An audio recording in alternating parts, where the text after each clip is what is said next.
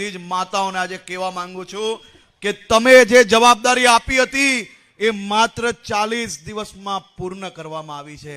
એ દીકરીના ઘરમાંથી હજી શોક પૂરો ના થાય ને તે પહેલા એ દીકરીના ઘરમાં ન્યાય અપાવવાનું કામ એ આ ભૂપેન્દ્રભાઈ પટેલની સરકાર દ્વારા કરવામાં આવ્યું. આ દેશના કોઈ બી રાજ્યની અંદર અનેક ઘટનાઓ બની હશે, પરંતુ ગુજરાત એકમાત્ર એવું રાજ્ય છે જેમાં અનેક લોકોને 100 દિવસની અંદર ફાંસી અપાવવામાં આપણે સફળતા પ્રાપ્ત થઈ છે. ગુજરાત સરકારનો સ્પષ્ટ સંદેશ છે કે આ રાજ્યની દીકરીઓ,